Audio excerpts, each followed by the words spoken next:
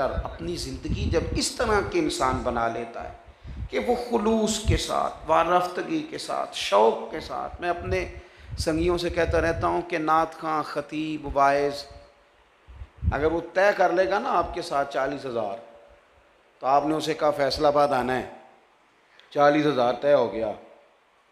तो अब वो जब आया ना, खुलूस नहीं है ना, माज़अल्लाह मिसाल दे रहा हूँ, अब वो आया तो आपने उसे कहा वो तो 10 किलोमीटर अंदर जाना था, तो वो कहता है मैं तो 10,000 और लूँगा, तुमने तो फैसलाबाद बताया। आप दे देंगे 10 और, बुलाया है, अब जलसा थोड़ी ख़राब करना है, वो ले लेगा, लेकिन ना आपका लुत्फ़ बाकी रहेगा ना उसका बाकी रहेगा, उसका भी बाकी नहीं रहेगा। एक दुकानदार और ताज, उसमें क्या लुत्फ़ आएगा, क्या ज़ौक़ बाकी रहेगा। लेकिन एक बंदा घर से निकला, अदम से लाई है हस्ती में आरज़ू रसूल, देखो कहाँ कहाँ लिए फिरती है जुस्तजू रसूल सल्लल्लाहु, जो अल्लाह रसूल के लिए निकला, रब रसूल के लिए। आपने उसे कहा वो 20 किलोमीटर अंदर जाना है, तो कहने लगा ले चलो ना, मेरी गाड़ी जहाँ जहाँ से चलेगी क़यामत के दिन वो ज़मीन गवाही देगी कि ये महबूब के ज़िक्र के लिए गया था।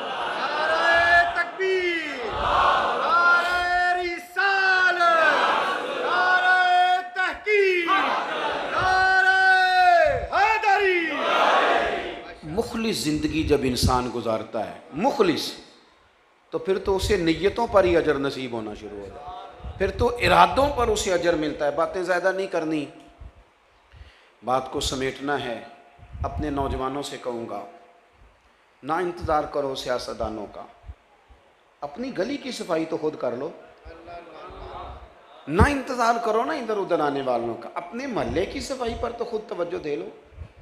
जितने लोग अमीर एक गली में रहते हैं, वो वहाँ के गरीबों को क्यों नहीं संभाल सकते? क्या मजबूरी है हमने इन लोगों की? इतना इतना पैसा लाखों करोड़ों मकानों पे लगता है, तो उसमें से थोड़ा सा गली पे भी तो लगाया जा सकता है। हम अपनी मदद आपके तहत लोगों की आसानी के लिए ये काम भी तो कर सकते हैं। सुनो ना, बुखारी मुस्लिम में हदीस है, नबी पाक अलैहिस्सलाम ने फरमाया, एक शख्स गली से गुजर रहा था, वहाँ उसने एक बड़ा सा दरख्त देखा, उस दरख्त की वजह से लोगों का चलना मुश्किल था, लोगों से गुजरा नहीं जा रहा था, मुश्किल था, ऊपर से होके आना पड़ता था।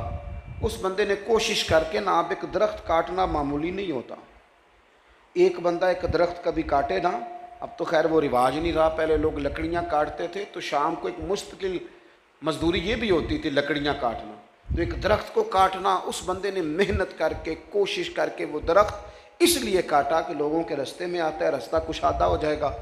अल्लाह के महबूब अलैहिस्सलाम फरमाते हैं, उसने लोगों के लिए रास्ता कुशादा किया, दरख्त काट दिया, रब करीम ने उसके लिए जन्नत का फैसला फरमा दिया। इतना तो काम हम कर सकते हैं कि नहीं? चलें अपना रैपर ही गली में ना फेंकें कि किसी को तकलीफ ना हो, कुछ छिलका ही ना फेंकें कि कोई गिर ना जाए।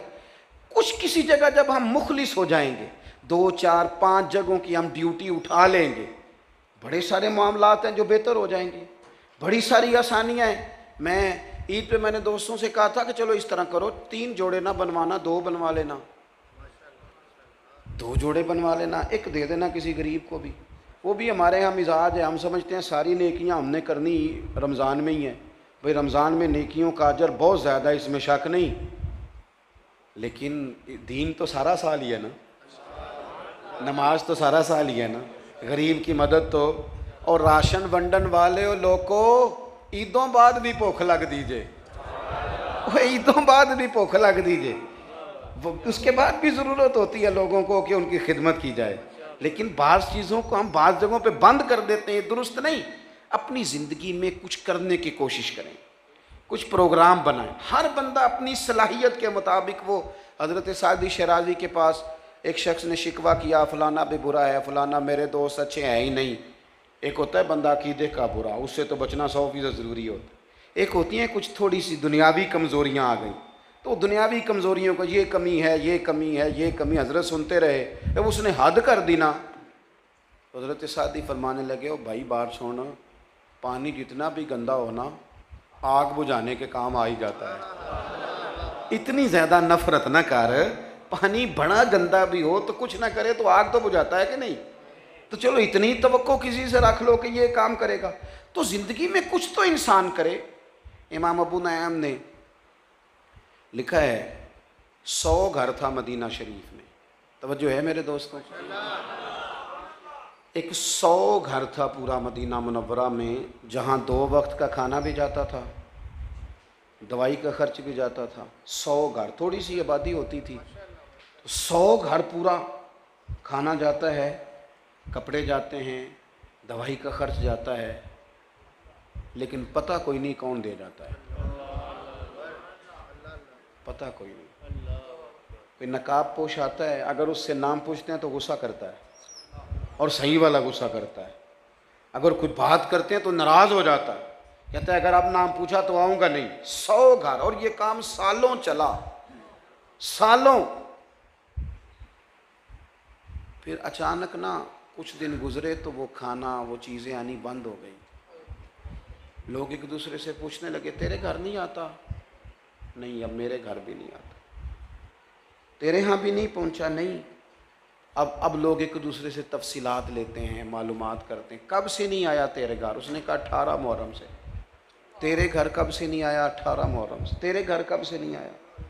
अब देखो ना 18 मुहर्रम को क्या हुआ। जब लोगों ने तहकीक की तो पता चला 18 मुहर्रम को इमाम ज़ैनुल आबिदीन का इंतकाल हुआ। ये शेर खुदा के पोते 100 घर था मदीने में, और जब उनके बच्चे रोए, एक दूसरे से सवाल किए, और उनका हाल ये था कि जब उनको गुस्ल दिया जा रहा था तो कमर पे मोटे मोटे निशान थे। लोगों ने साहिबजादा गिरामी कदर से पूछा, ये क्या है? कहने लगे, मेरे बाबा अपने कंधों पर अनाज की बोरियां रख के रात के अंधेरों में गरीबों के दरवाज़ों तक पहुंचाते थे। अखां जदों मीटियां ज़माना मैनू रोवेगा, वो रात को पहुंचा के आते थे। अब तजस्सुस से लोगों ने पूछा कि हुज़ूर आप जवान थे, वो बूढ़े आदमी भी जाते रहे? तो फरमाने लगे, मैंने कई दफ़ा कहा कि मैं छोड़ाता हूँ। तो फिर फरमाते थे, पुत्र अगर तू जाएगा तो फिर तुझे उस गरीब का नाम भी मुझे बताना पड़ेगा, तो मैं किसी को रुसवा नहीं कर सकता। वो मेरा और मेरे रब का राज है, राज रहने दे उसे। कुल इन्ना सलाती व नुसुकी व महयाया व ममाती लिल्लाहि रब्बिल आलमीन। मेरे अजीज़, ज़िंदगी में कोई काम ऐसा कर जाएं, कोई ड्यूटी ऐसी कर जाएं जो वल बाकियातुस सालिहात बन जाए, जो बाकी रह जाए हमारे लिए। मैं अक्सर दोस्तों से कहता हूँ, अक्सर से, कि कुछ थोड़ा सा ना, वो एक दरवेश थे ना दिल्ली में, तो छोटा सा कोई दुकानदारी करते थे, तो अक्सर लोग उन्हें खोटे सिक्के दे जाते, तो बाबा जी कबूल कर लेते। तो आहिस्ता आहिस्ता लोगों को पता चल गया कि शायद बाबे को पता ही नहीं